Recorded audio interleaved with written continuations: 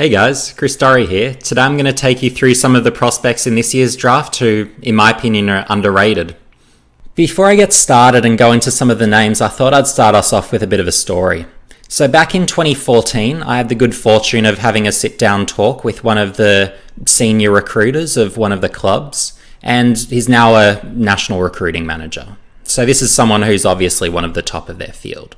And one of the key pieces of advice with regard specifically to designing my own power rankings and how I should rate my own talent is based really, it shouldn't look anything like a phantom draft. And that's what I find a lot of other people, whether it's people in the media, people on football forums, wherever the case may be, that's the mistake that I find a lot of people do when producing their power rankings.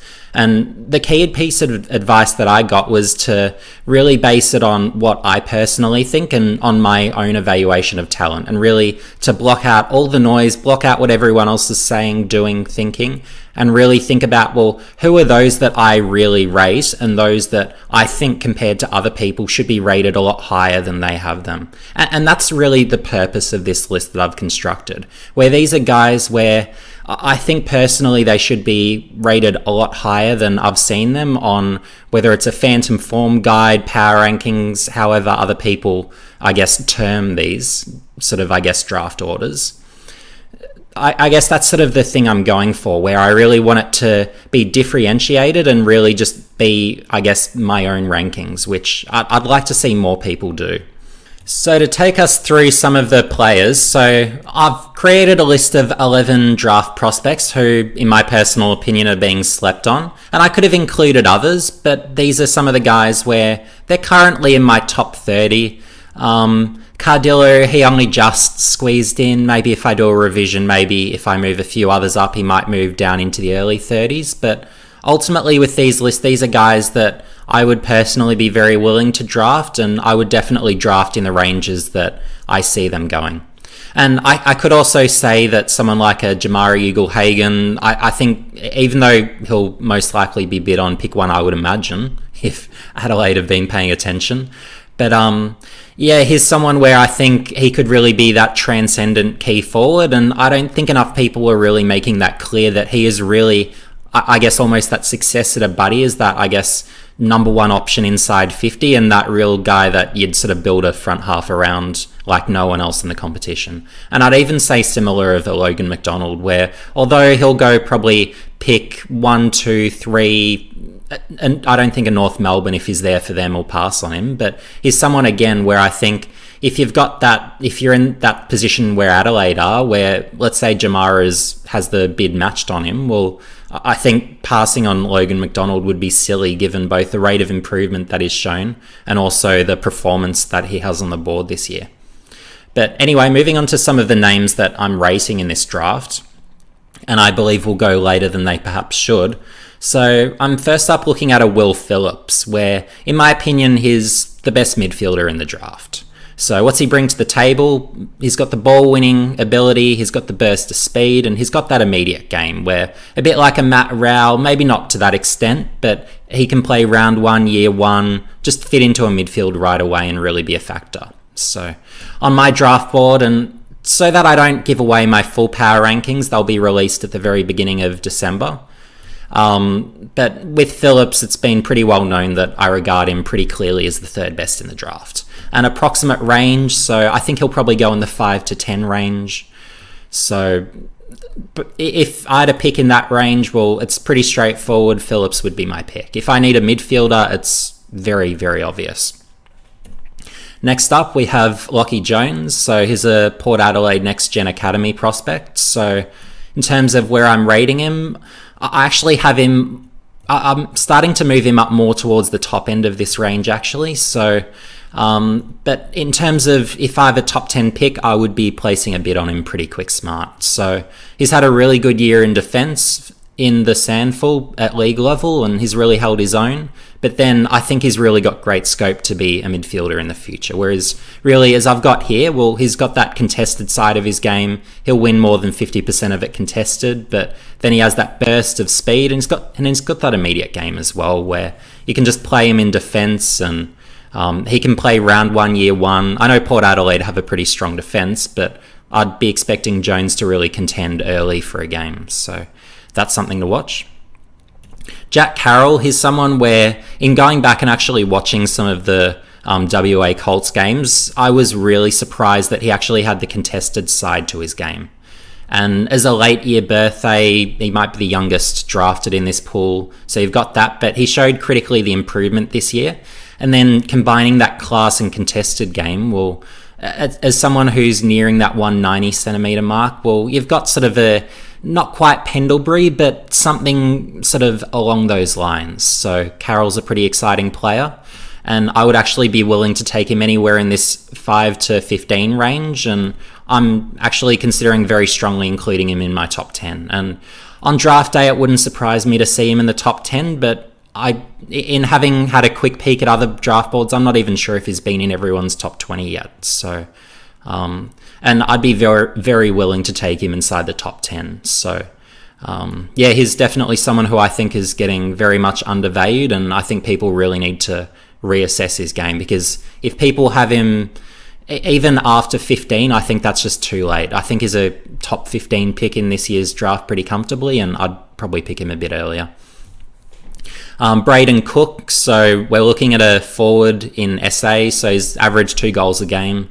But the key things that I'm looking for here, so he's grown 7 centimetres in the last roughly 12 months. So when you're that late growing guy, well, it's a bit like a Patrick Cripps. He wasn't a dominant junior, but when you're still growing as an under 18 prospect, well, that's something you really need to be aware of, because it suggests that there'll be quite a lot more footballing improvement, particularly when they sort of grow into their bodies. So with Cook, I see a lot of upside, a lot of improvement to come, and he was a big improver this year as well. So in terms of an upside pick, and he's someone where he's got the versatility. He can play forward, you can play back, he can play on a wing, and he's probably that sort of Jaden Stevenson sort of height where, although he's not quite that sort of athlete, he's got a sort of similar capabilities. So he's someone who's pretty exciting. And again, he's someone, I haven't seen him in every top 20, and I don't think I've seen him in any top 15s, but he's someone where if I had a top 15 pick and I wanted someone who had a bit of versatility, good medium forward, Cook's my choice.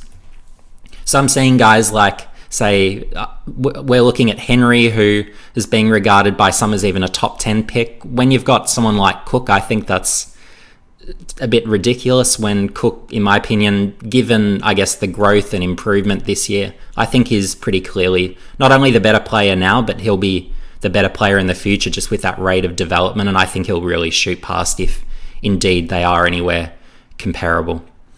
So going into the next guys, well, I'm looking at Sam Berry. So he's someone where I think he's probably going second round if I was to hazard a guess, and I haven't seen him in anyone else's top 20s. So, but yet he's someone where I would pick him, I'd be comfortable using a top 15 pick on him, honestly, where in terms of what he brings to the table, well, he's that high contested possession guy, wins a high percentage of it, and he's a strong tackler as well. But then add to that, you've got the burst of speed, he's got the skills, he lowers his eyes, so he brings a great all-round package, and in my opinion, he's not all that far off a Caleb Sarong from, I guess, where he was at the same stage. So when you've got those sort of guys, and Berry was playing alongside Flanders last year and really playing a high-quality sort of game of football, so he's someone I'd definitely be very willing to take, even sort of mid-late first round, depending on who else is there, but I would have him quite a lot higher on my own draft board than others would. And Joel Jeffrey, so this is why I went 11 draft prospects instead of 10. So Jeffrey, he won't be available to everyone, unfortunately, because Gold Coast, having received those concessions from the AFL last year, I guess due to struggling, he's someone where I think he probably could have squeezed into the first round, but having looked at him on other draft boards, I don't think very many, if any, people have him in the top 20, and is someone where I'd be comfortable even sort of around the 15 mark taking him, where in terms of what he does, whether it's forward, back, is an aerial specialist where he's just so dominant in the air, but then you add that class, he's got that evasion, just moves around guys like they're just cones. It's too easy for him. And he's got that breakaway speed on the lead. So he's someone where whether you use him forward, back, probably with the way he marks, I'd use him back, but he's someone where I think for Gold Coast he'll be a really good long-term piece, and someone they can really look forward to adding. So going through some of the next names, so we've got Jackson Callow. So what we're looking at is a big-bodied marking sort of target. So he's a 194-ish, over 100 kilo key position player. So last year, watching him as a key forward, he was excellent. So in terms of just whether it's as a marking target, but then he was also deceptively quick and good at ground level. He'd find ways to get out the back, just really agile and deceptively so. Even though he's not that necessarily quick athlete, I found he was really a surprise packet and someone that I think a lot of people were going to sleep on, but shouldn't necessarily.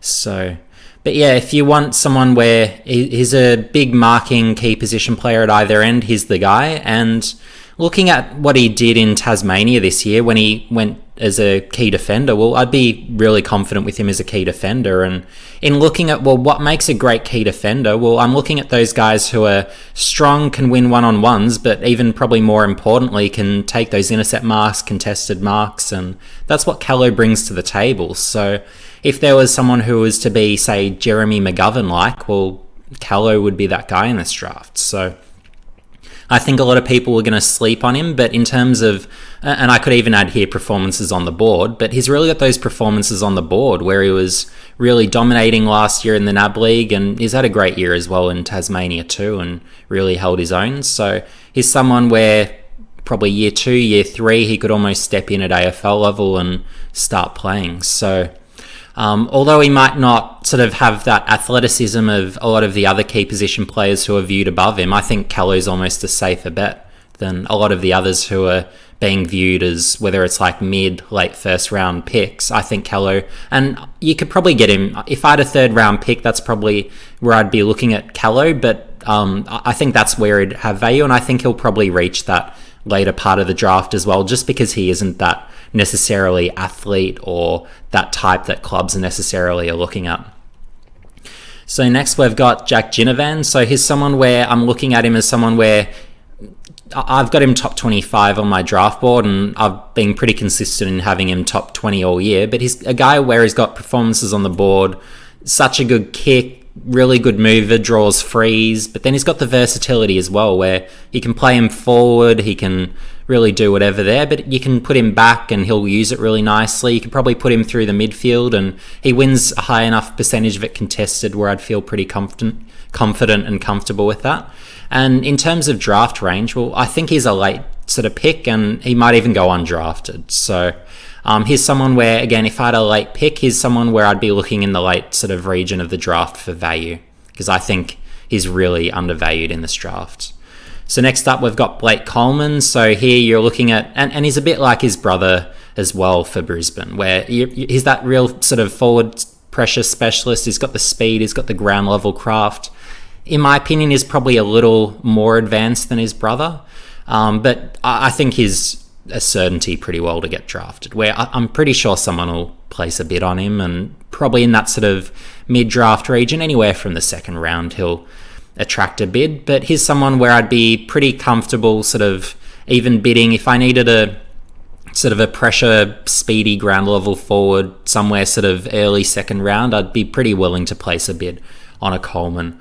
And it's a pretty similar story with Maurice Rioli Jr, though in his case, he may not even attract a bid, but he's someone where I'm sure Richmond will pick him. But he's someone where, in terms of if I was to look at someone where it's the ultimate pressure player in this draft, well, Rioli's that guy. He'll give those second, third, fourth pressure efforts, and he's got that speed, pretty good ground level craft. So he's someone where he's a bit like a Daniel Rioli, where I think he's of a pretty comparable level. So if you're getting that level of talent, I think top 25 is really very reasonable to spend, and I'd be willing to bid that. And if Richmond weren't to match that bid, well, I would be very happy with that if this is the sort of player I was looking at. And then you've got Jackson Cardillo. So in my opinion, he's a top 30, certainly top 35 player, and I think he's really getting underrated. He didn't get an invite to the combine, and that really surprised me, because if you were to look at his game, well, he wins more than 50% of it contested, so that's a great sign and a great indicator that he's a high probability of success at AFL level type prospect. But then he mixes that with the athleticism as well. So he's got that burst of speed. He's that, I guess, high leaping sort of athlete.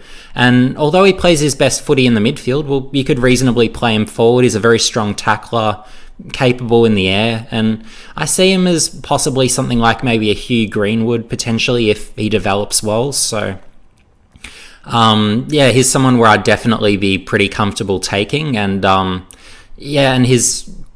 I guess given his standing at the moment, is probably unlikely to get drafted, but he's someone where if I had a late pick, a rookie pick, he'd be my very last pick in the draft, and he's someone I'd take with confidence and actually think he's got a really good chance of having an AFL career. So let me know in the comments section below, who do you believe is being underrated in this draft? Is it someone who's on my list, or is it someone else that I should be paying more attention to perhaps? So make sure you like, comment and subscribe, and hit the notification bell for future updates. In a future video, I'm thinking about going through some of my biggest hits and some of my biggest misses, so let me know in the comments section below whether that would be of interest. Anyway, thanks guys, see you in the next video.